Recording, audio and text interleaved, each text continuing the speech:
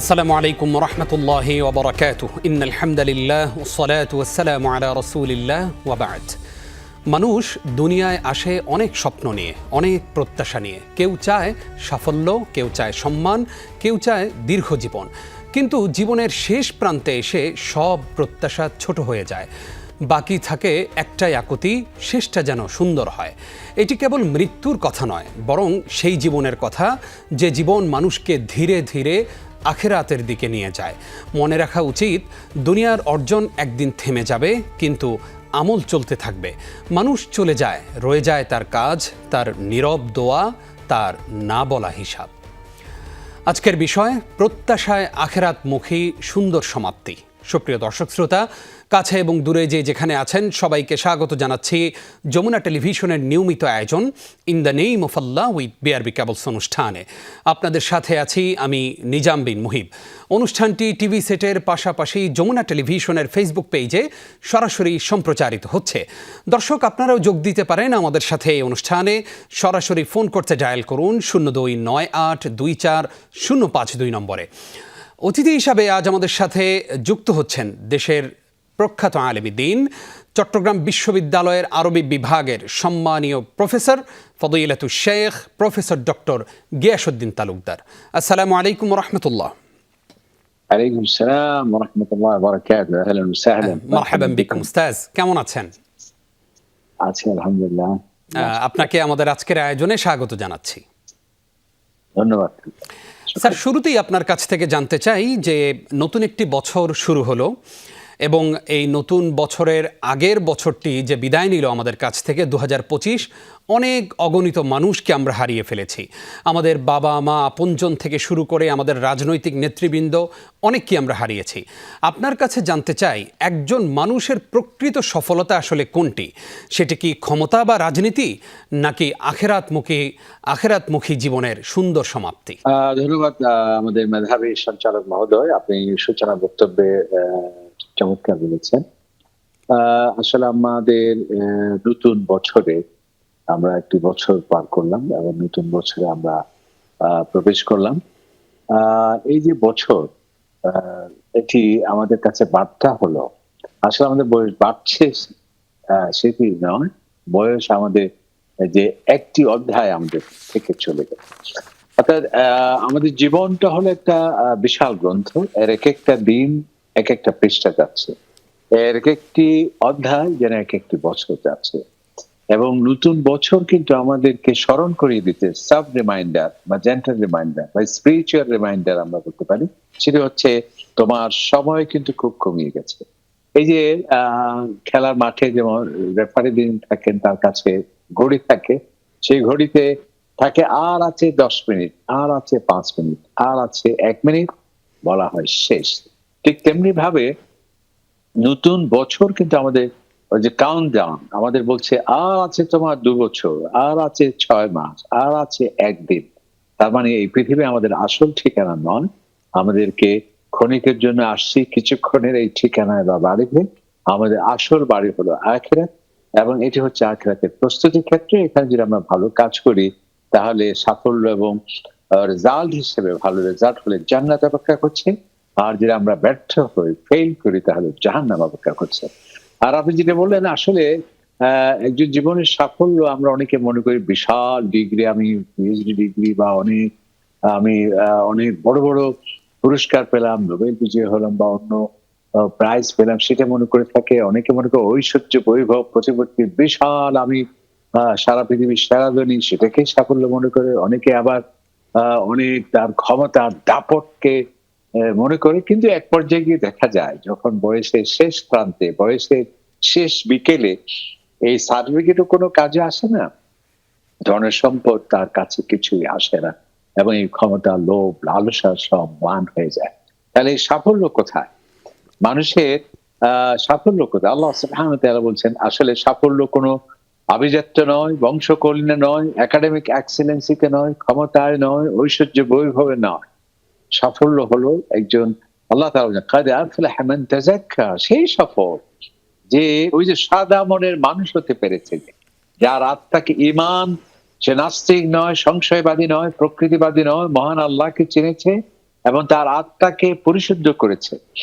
এরপর আরেকটি জায়গায় আল্লাহ তারাই সফল কাম যারা বিশ্বাসে মুমিন হয়েছে, যারা নামাজ আদায় করেছে, যারা দারিদ্র বিমোচনে যাকাত দিয়ে মানুষের পাশে দাঁড়িয়েছে, যারা অনর্থক কাজ থেকে নিজের জীবনকে অর্থাৎ টাইম ম্যানেজমেন্ট তাদের অত্যন্ত গুরুত্বের সাথে দেখেছে, এবং ওয়াল্লাযীনা হুম লিফুরুজিহিম হাফিযুন, এবং যারা নিজের নৈতিকতাকে স্খলন থেকে, কালিমা থেকে, কলুষতা থেকে পবিত্র রেখেছে। এরপর ওয়াল্লাযীনা হুম লিআমা, এবং যারা কমিটমেন্ট, যে কোনো কমিটমেন্ট, সেটি বাণিজ্যিক চুক্তি হোক, সেটি রাষ্ট্রীয় চুক্তি হোক, ব্যক্তিগত চুক্তি হোক, বা সাধারণ কোনো প্রতিষ্ঠান, এটিকে যারা সুরক্ষিত রাখবে, আমানতের পবিত্রতা যারা রাখবে, এবং মহান আল্লাহ যিনি আমাকে এত কিছু দিলেন তার জন্য 5 ওয়াক্ত নামাজে যথাসময়ে আদায় করবে। সুতরাং তার সাফল্য হলো একজন মুমিন সে মনে করে ইন্না সালাতি ওয়া নুসুকি, আমার নামাজ, আমার জীবন, আমার উৎসর্গ, আমার জীবন মৃত্যু সব হচ্ছে আল্লাহ তাআলার জন্য।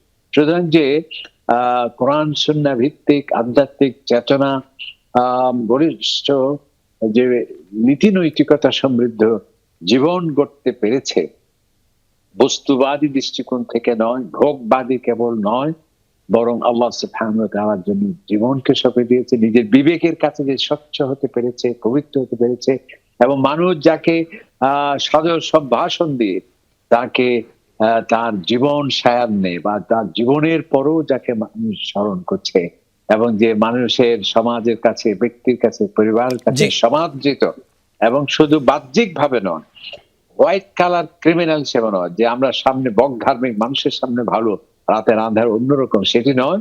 রাতে আন্ধারে দিবালোকে যে একই চরিত্র ও নীতিতে সফল, সেই ব্যক্তি হচ্ছে মূল সাফল্য। আপনার কাছে আসবো আমরা আবারও ইনশাআল্লাহ ছোট্ট একটি বিরতির পর। আপনার কাছ থেকে এবার আমরা যেই পয়েন্টটা আমাদের দর্শকদের সঙ্গে শেয়ার করতে চাই তা হলো যে আমরা একটি নতুন বছর শুরু করেছি।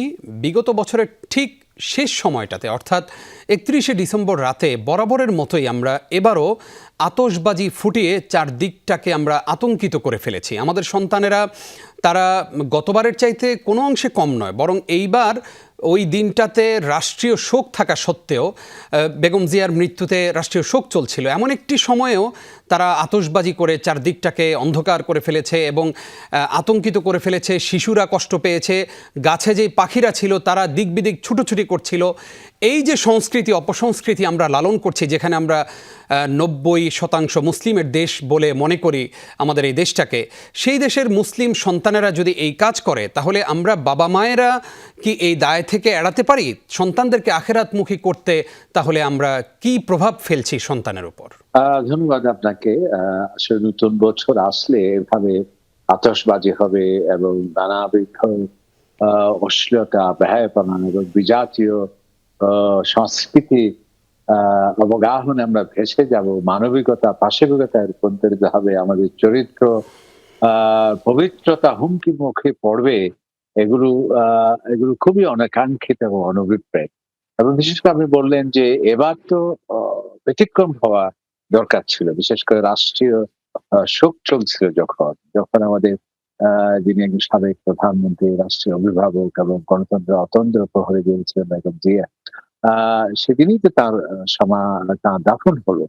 তো এই দিন যে এই ধরনের কাজ এগুলো করা, একদিকে রাষ্ট্রীয় নির্দেশনা অমান্য করা এবং এটি একটা রুচিকে প্রশ্নবিদ্ধ করার মতো কাজ হয়ে গিয়েছে। সেটা আমরা আশা রাখবো যে আগামীতে এগুলোর পুনরাবৃত্তি হবে না। আসলে একজন নতুন বছর মানে ফুর্তি করা নয় তো। সে যদি জানতো নতুন বছর মানে হলো, ওই যে বলে না একটা গান আছে, কে বলে বয়স বাড়ে, আমি বলি যে বয়স কমে রে। এবং আরেকটি গান আছে যে 1 মিনিটের ভরসা নেই, যদিও ঢাকার মঞ্চে একটা গান হচ্ছিল সেটি, ওই সময় তিনি কি আশ্চর্য, তিনি মৃত্যুবরণ করলেন।